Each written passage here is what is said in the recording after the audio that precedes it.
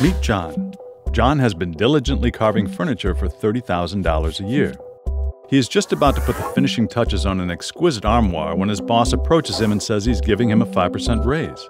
A 5% raise? That's $1,500. John is elated and about to thank his boss when he realizes that having his salary raised this amount of money will place him in a higher tax bracket, which will raise his federal income taxes to the point where he will actually be making less money because of the raise. John's thinking is incredibly wrong. He doesn't understand how the progressive tax code really works. John thought he was paying 15% of $30,000, or $4,500 every year in federal income taxes. However, he was really only paying 10% on the first $10,000, which is $1,000, and 15% on the next $20,000, which is $3,000, giving him a total of $4,000 in federal income taxes.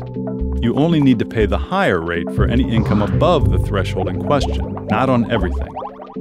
Now let's see what John's federal income taxes will look like after his raise. With a 5% raise of $1,500 to a grand total of $31,500, John thinks that he will need to pay 25% of his total salary in taxes, or $7,875. But in actuality, he will only be taxed 25% on the amount of money above the $30,000 threshold, which the raise gives him.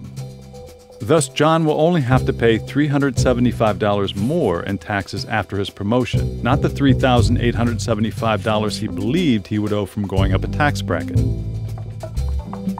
These aren't the only taxes Americans pay.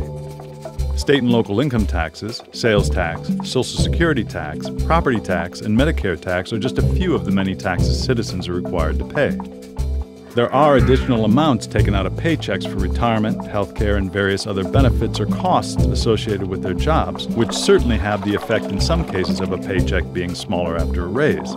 But that isn't because of federal taxes or the federal government. In fact, because of the progressive nature of the federal tax code, it is impossible to make less money because of your federal taxes after moving to a higher tax bracket. So, next time you get a raise, you will now know that a higher tax bracket doesn't mean you're losing money at all.